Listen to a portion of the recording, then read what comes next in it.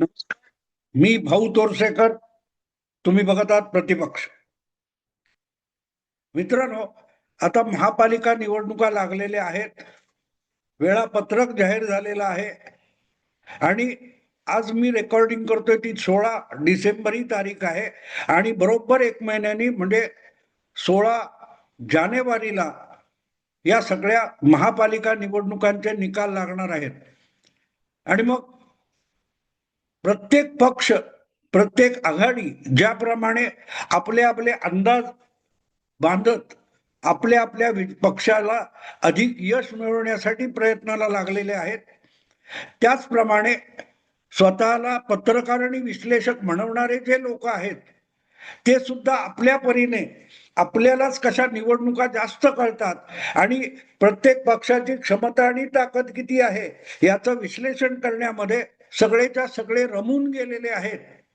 मी रमून गेलेत असं एवढ्यासाठी सांगतोय की तुम्ही जेव्हा एखाद्या गोष्टीमध्ये, एखाद्या घटनेमध्ये रममाण होऊन जाता तेव्हा आसपासच्या वस्तुनिष्ठ आणि वास्तविक परिस्थितीशी तुमचा संपर्क तुटतो.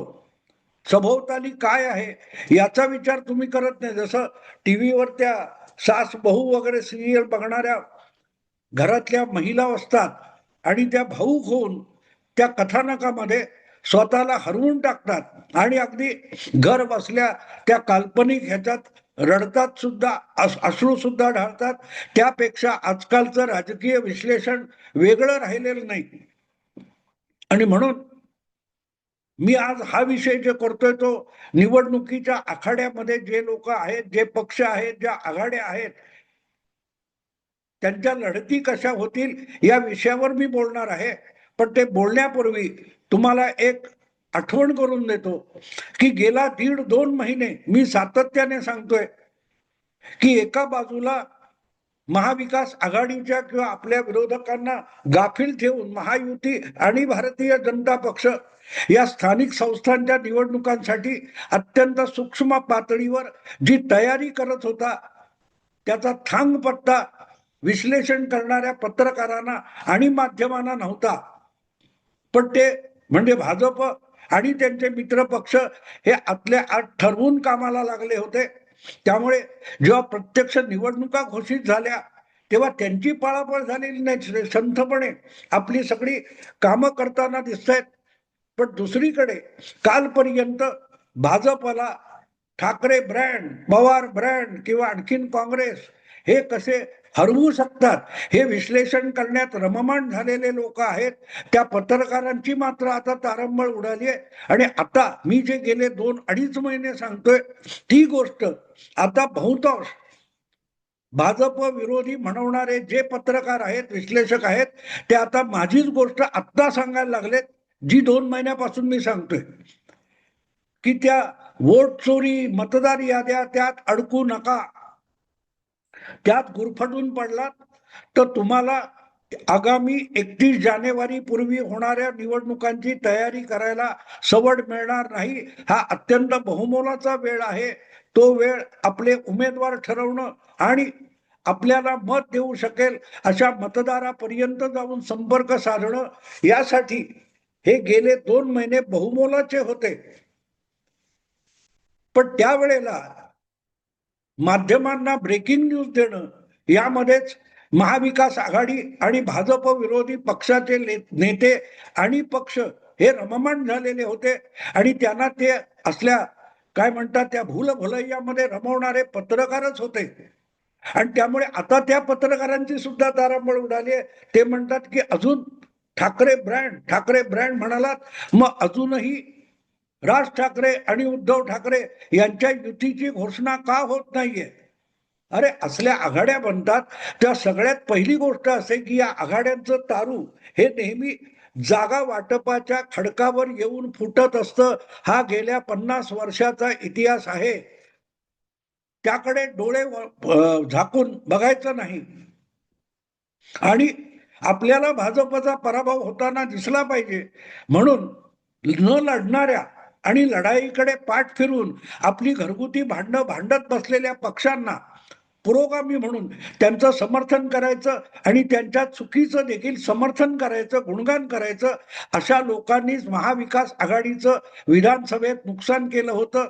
आणि आता सुद्धा या महापालिका निवडणुका, ज्या 29 महापालिका आहेत, या निवडणुका कशा होणार याचं विश्लेषण जे चालू आहे त्यामध्ये एक गोष्ट विसरली जाते की फक्त पत्रकारच महाविकास आघाडी किंवा भाजपच्या विरोधकांना भूलभुलैया दाखवून फसवत नाहीत. भाजपची जी रणनीती आहे, महायुतीची जी रणनीती आहे, त्या रणनीतीमध्ये सुद्धा एक भूलभुलैया आहे आणि त्या चक्रव्यूहामध्ये भाजपचे महायुतीचे विरोधक फसलेले आहेत. तुम्हाला आठवतं, मी वारंवार हा संदर्भ दिलेला आहे की जवळजवळ 3-3.5 महिन्यापूर्वी महाराष्ट्रातल्या महायुतीचे प्रमुख नेते देवेंद्र फडणवीस यांनी उघडपणे आपली रणनीती सांगितली होती की आम्ही महायुती म्हणूनच सगळ्या महापालिका स्थानिक निवडणुका लढवू. जिथे शक्य होणार नाही तिथे ही कार्यकर्त्यांची निवडणूक असल्यामुळे स्थानिक पातळीवर काही वेळेला एकमेकाच्या विरुद्ध सुद्धा लढती होतील, मैत्रीपूर्ण लढती होतील. आणि मित्रांनो, हाच भूलभुलैया आहे, हा भूलभुलैया आहे. मैत्रीपूर्ण लढती हा भूलभुलैया आहे, हे मी परत परत ओरडून ओरडून सांगतोय. कारण पटकन बघितलं तर मैत्रीपूर्ण लढती, अरे म्हणजे युतीचे दोन पक्ष आपसातच लढणार. मित्रांनो, आपल्या घरामध्ये जे वडीलधारे असतात, 80च्या 70च्या घरातले असतात, ते पहिल्या पिढीचे असतात आणि त्यांच्या खाली 2 पिढ्या आणि 3 पिढ्या असतात. मुलं नाही पण नातवंडांमध्ये भांडणं होतात, हाणामारीपर्यंत होते. पण ती लहान मुलांची भांडणं असतात, ती आईबापांनी थोडंफार मनावर घेऊन एकमेकावर राग धरणं समजू शकतं. पण पहिल्या पिढीतले जे बुजुर्ग असतात, वडीलधारे असतात, ते असली भांडणं विकोपाला जाऊ देत नाहीत. गठबंधनाच्या राजकारणामध्ये नेहमी सर्वोच्च नेता हा अंतिम निर्णय घेत असतो आणि परिवार मोडणार असेल तर जसं ती भांडणं दोघांची समजूत घालून किंवा आपला एकाधिकार वापरून गप्प केली जातात आणि परिवार एकत्र ठेवला जातो, तसा गठबंधनाचा नेता समर्थ असेल तर तो गठबंधनाला धक्का लागणार नाही. अशा परिस्थितीत, अशा पद्धतीमध्ये आपापसातली लढाई होऊ देतो, पण भांडणं हमरातुमरीवर जाणार नाहीत, अटीतटीची होणार नाहीत, याची काळजी घेतो. आणि नेमकी तीच गोष्ट महायुतीच्या बाबतीत एकनाथ शिंदे, अजितदादा आणि देवेंद्र फडणवीस या तिघांनी केलेली आहे. आणि त्यातून तयार झालेली विरोधकांची शुद्ध फसवणूक करणारी रणनीती म्हणजे मैत्रीपूर्ण लढती. आता सुद्धा 288 नगरपालिका, नगर परिषदांमध्ये ज्या निवडणुका झाल्या त्यामध्ये अनेक ठिकाणी युतीतले पक्ष एकमेकाविरुद्ध लढले. अगदी कणकवली सारख्या ठिकाणी नारायण राणे यांचे 2 सुपुत्र एकमेकाविरुद्ध अगदी दंड ठोकतून उभे राहिले आणि त्या निवडणुकीचं मतदान संपल्यानंतर राणे कुटुंबात वितंडवाद झाला आणि 2 ठाकरे बंधू, राणे बंधू एकमेकापासून दुरावले, असं आपल्याला कुठेही दिसलं नाही. तिथे या रणनीतीचा सगळा उलगडा होऊ शकतो. प्रत्यक्षात कणकवली मध्ये 2 शिवसेना एकत्र आल्या आणि भाजप बरोबर लढल्या असं सांगितलं जातं. पण तुम्ही व्यवहारता बघा, व्यवहार काय आहे? व्यवहार असा आहे की युतीतलेच 2 पक्ष एकमेकाविरुद्ध लढले आणि त्यांच्या बाजूला महाविकास आघाडीतले इतर पक्ष येऊन उभे राहिले. पण उद्या निवडणुकीचा निकाल लागेल, 21 तारीखला काहीतरी मतमोजणी होणार आहे थांबलेली, ती लागेल तेव्हा आयदर नितेश जिंकेल किंवा निलेश जिंकेल. पण या दोघांमध्ये जिंकणारा किंवा हरणारा ठरला तर उद्या दोन्ही राणे बंधू एकमेकाशी हात मिळवणी करतील आणि सत्तेत दोघांचेही नगरसेवक हे कणकवली नगरपालिकेमध्ये एकत्र येऊन सत्ता काबीज करतील. सत्ता राणेंकडेच राहणार. कदाचित त्याचा काय तो वरचा हात निलेशचा असेल किंवा नितेशचा असेल, पण सत्ता कणकवलीची ही राणेंकडेच राहणार. याला मैत्रीपूर्ण लढत म्हणतात. पण त्याचा किती बागुलबुवा करण्यात आला. मतदान संपलं आणि निलेश राणे आणि रवींद्र चव्हाण यांच्यातला वाद कुठल्या कुठे गायब झाला, होता की नव्हता असा प्रश्न पडावा इतकी परिस्थिती आली. यालाच मैत्रीपूर्ण लढती याचा भूलभुलैया म्हणतात. कार्यकर्त्यांच्या लढती आहेत आणि याचं एकमेव कारण आजच्या पत्रकार विश्लेषकांच्या मेंदूत शिरत नाहीये की तुम्ही 60-70च्या दशकात जाल, 50-60-70च्या दशकात जाल तर त्यावेळेला या स्थानिक स्वराज्य संस्थांच्या निवडणुका व्हायच्या. महापालिका, नगरपालिका, जिल्हा परिषद, तालुका पंचायती अशा निवडणुका लढवण्यासाठी कुठलाही काँग्रेस वगळून दुसरा पक्ष मोठा नव्हता. कुठेतरी शेतकरी कामगार पक्ष, कुठेतरी समाजवादी पक्ष, कुठेतरी कम्युनिस्ट पक्ष, कुठेतरी जनसंघ, असे छोटे छोटे पॉकेट्स होते. पण प्रत्येक जिल्ह्यामध्ये, प्रत्येक तालुक्यामध्ये त्यांच्या समोरचा सत्ताधारी पक्ष असायचा, त्याचं नाव काँग्रेस पार्टी असंच होतं.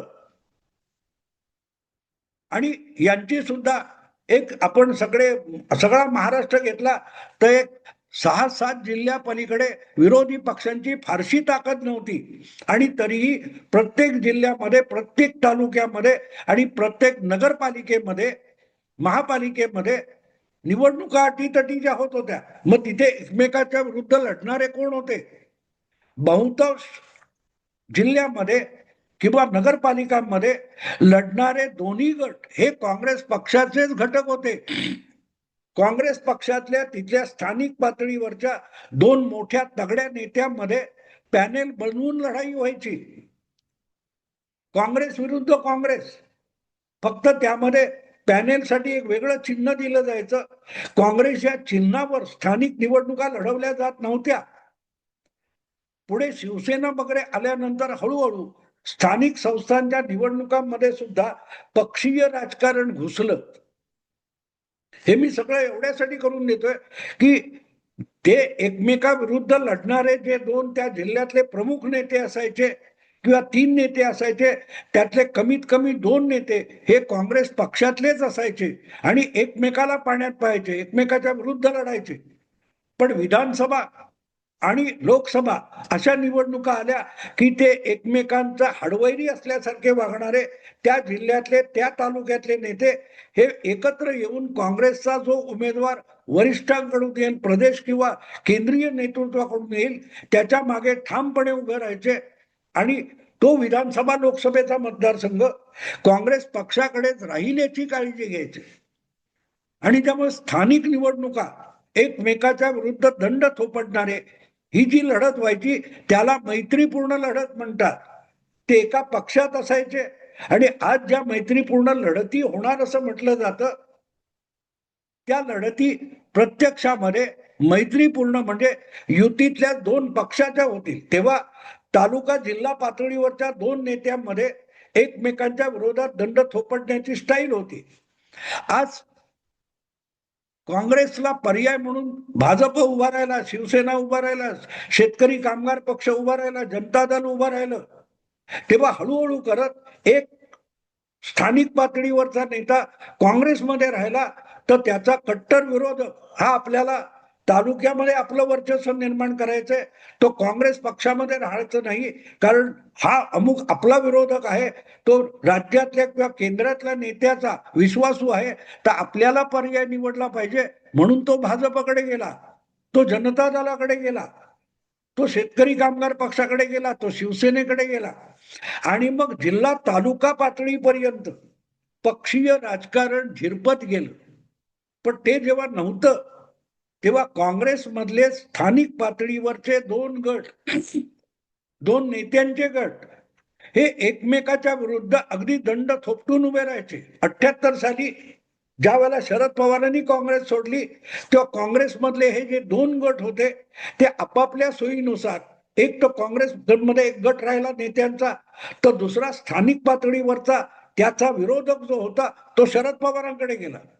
आणि मग प्रत्येक निवडणुकांमध्ये जसजशी वर्ष जायची तसा इकडचा तिकडे जायचा, तिकडचा इकडे यायचा. याची अनेक उदाहरणं देता येतील. या निवडणुकीत जो शरद पवारांकडे होता तो पुढल्या काळात काँग्रेसकडे गेला, म्हणून काँग्रेसमध्ये असलेला कोणतरी हा उठून शरद पवारांकडे यायचा. पण दोन्हीकडून बघितलं तरी काँग्रेसची विचारांचंच राजकारण त्या मतदारसंघावर, त्या तालुक्यामध्ये किंवा त्या जिल्ह्यामध्ये वरचढ राहिलं आणि त्यांनी कुठलाही इतर तिसरा पक्ष तिथे पाय रोवून उभा राहू दिला नाही. ना शेकाप, ना जनसंघ, ना समाजवादी, ना काय म्हणाल तो इतर असेल तो जनता दल वगैरे.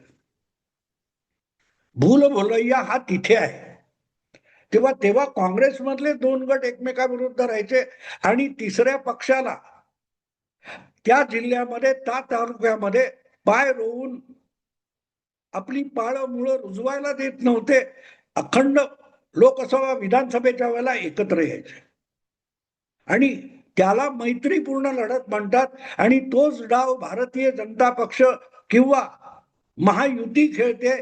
याचा अर्थ सरळ लक्षात घ्या की महायुतीतले पक्ष जिथे एकमेकाविरुद्ध लढताना आपल्याला आत्ता दिसत आहेत, त्याचा अर्थ महाविकास आघाडीतला शरद पवार गट असो, उबाठा शिवसेना असो किंवा काँग्रेस असो, यांना त्या त्या जिल्ह्यामध्ये किंवा त्या त्या राजकारणामध्ये स्पेस ठेवायचा नाही, जागाच नाही. गाडी भरली, सीटा संपल्या, तुम्हाला जागा नाही. महायुतीतलेच दोन पक्ष, शिंदेची शिवसेना भाजप, शिंदेची शिवसेना अजितदादांचा राष्ट्रवादी, अजितदादांचा राष्ट्रवादी भाजप, हे जेव्हा एकमेकाविरुद्ध लढतात आणि ते जर बलवान पक्ष असतील, बलदंड पक्ष असतील, तर मग तिथे मतदार हा या दोन प्रमुख बलदंड पक्षामध्ये विभागला जातो आणि तिसऱ्या पक्षाला स्थान राहत नाही. थोडक्यात तिसरा पक्ष असून असणार कोण? तो उबाठा शिवसेना असू शकतो, तो काँग्रेस असू शकतो किंवा तो राष्ट्रवादी शरद पवार गट असू शकतो. तेव्हा मैत्रीपूर्ण लढती याचा सरळ सरळ अर्थ असा आहे की जे 60-70च्या दशकात व्हायचं तसं महायुतीतलेच दोन गट हे राज्याच्या सत्तेत एकत्र राहणार, केंद्राच्या सत्तेत एकत्र राहणार, पण जिल्ह्याच्या राजकारणामध्ये एकमेकाविरुद्ध लढणार. तेवढा ते खऱ्या खुऱ्या विरोधी पक्षाची जी जागा आहे, जो मतदार आहे, तो पण खेचून आपल्याकडे घेणार. ही गोष्ट लक्षात घेण्यासारखी आहे, कारण ही आत्ता अगदी विधानसभा पातळीवर सुद्धा झाली. हरियाणाची निवडणूक बघाल तर तिथे काँग्रेस आणि भाजप यांच्या या अटीतटीच्या लढाईमध्ये इंडियन नॅशनल लोकदल नावाचा पक्ष, जननायक जनता दल नावाचा पक्ष, हे दोन पक्ष जे हरियाणाचे प्रादेशिक पक्ष होते ते भुईसपाट होऊन गेले, त्यांना स्थान राहिलं नाही. विधानसभेत मला वाटते INLDचा एक आमदार निवडून आलेला आहे आणि JJPचा एकही आमदार आला नाही.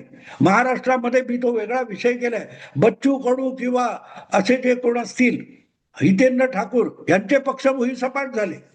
तेव्हा मैत्रीपूर्ण लढती ही रणनीती आहे, ते भांडण नाही.